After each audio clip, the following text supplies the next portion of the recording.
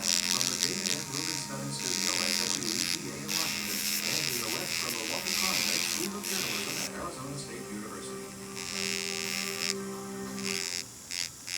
The announcement of the U.S.-European trade deal marks an important moment in President Trump's larger battles over tariffs and trade, but it's generating mixed reactions in Europe and in the U.S. While the details of this agreement have not been released, some key pieces are known. EU exports to the United States will face a tariff rate of 15%, including on cars, car parts, pharmaceuticals, and semiconductors. But the U.S. will keep tariffs on EU steel and aluminum at 50%. Some products, including aircraft, certain chemicals, and semiconductors, will not have any tariffs. And the EU will invest $600 billion in the United States and buy $750 billion worth of oil, liquid natural gas, and nuclear fuel during President Trump's term. For more on the many questions around all of this, we turn to Enrique Medicina, the European Union's ambassador to the United States. Ambassador, so good to have you. Welcome back. Oh, thank you for having me. So, most European products will not face the 15% tariff. That is lower than the 30% that President Trump was threatening at one point. But would you say this is a good deal for EU businesses? Well, first of all, I think what is extremely important to have in Europe is predictability, and that we know where we are going. And now we can focus our job, and like business can focus on the trade, on the investments, on the job creating. And I would say that predictability and moving on strategic cooperation is the key element in this deal. So it takes the uncertainty out of the equation, right? But there are some who've looked at the contours, early contours, we should say, of the deal and described it as lopsided, unbalanced, asymmetrical in the United States' favor. Do you agree with that assessment? Well, there is a changing environment in trade overall globally, and it was always the policy of the President Trump. EU never was keen on having tariffs. We never used tariffs as our main policy tool in our toolkit.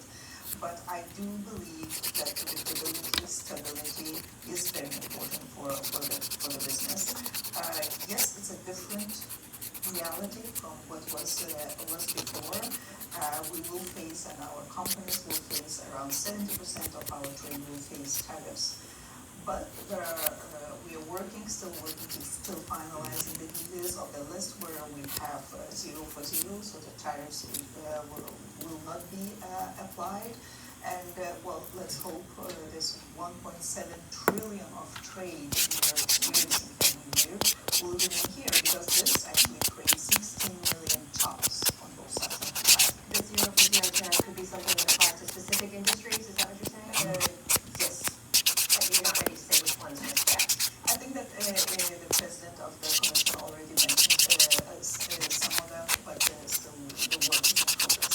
I'm sure you've seen some of the reaction already coming into the deal. I want to put to you what France's prime minister said online, saying it's a dark day when an alliance of free peoples united to uphold their values and defend their interests resigns itself to submission. The Hungarian prime minister said, quote, "It's obvious to me this is not an agreement. Donald Trump ate Ursula von der Leyen for breakfast as the European Commission president. That is what happened." Your reaction to those reactions, and what's the bottom line here to avoid escalation? Look, every business I met personally here in the United States, on both, like the businesses, American businesses, but as well as the European businesses, who has a massive presence here.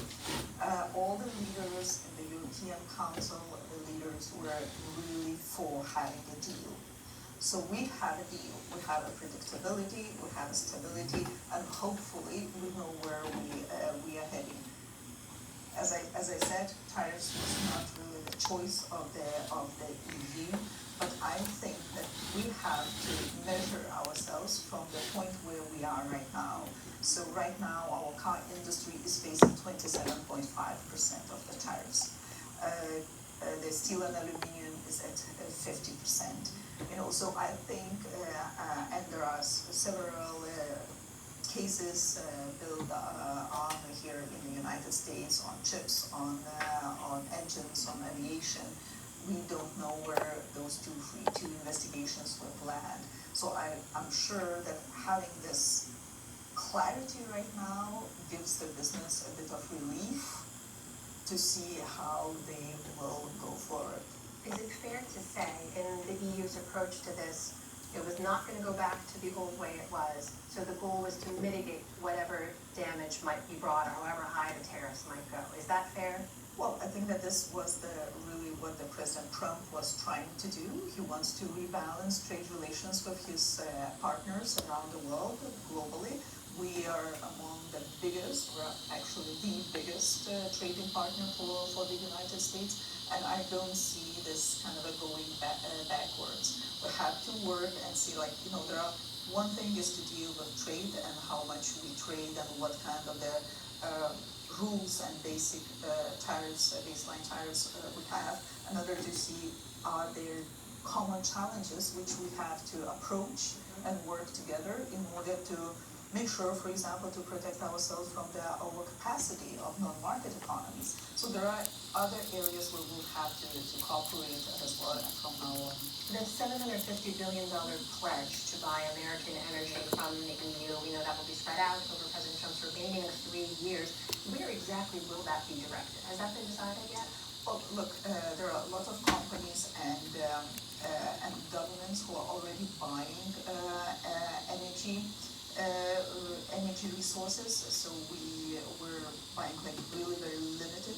Back in 2022, we already now, because of the Russia's aggression in Ukraine, we increased dramatically our purchases of the American LNG to spending $74 billion of dollars a year.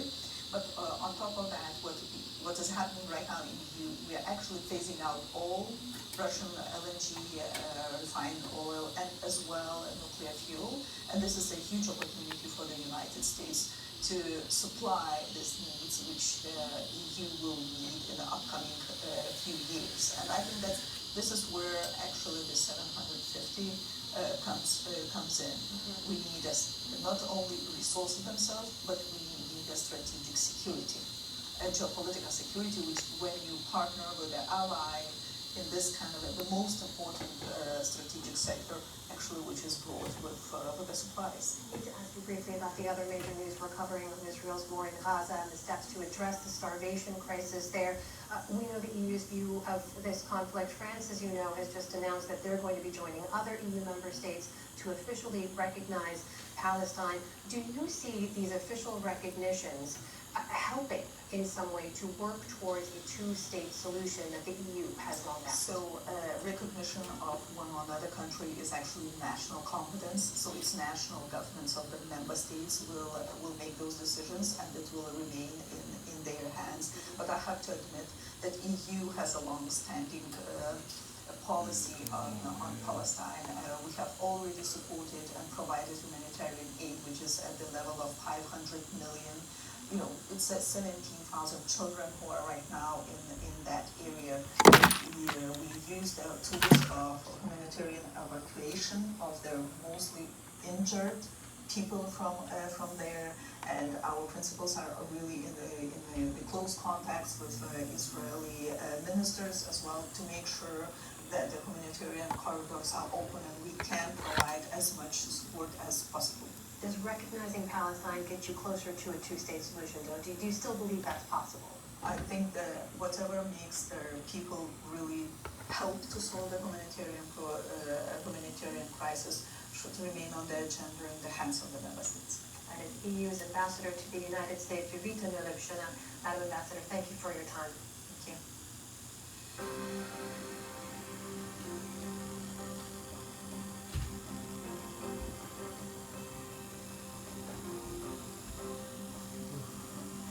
It may sound like the stuff of sci-fi movies, but diverting food waste from the landfill and converting it into electricity has become a real thing. And that conversion can help reduce climate change. William Brangham recently visited a Vermont ice cream factory and the operations next door to find out how it works. There we go. At the Ben & Jerry's ice cream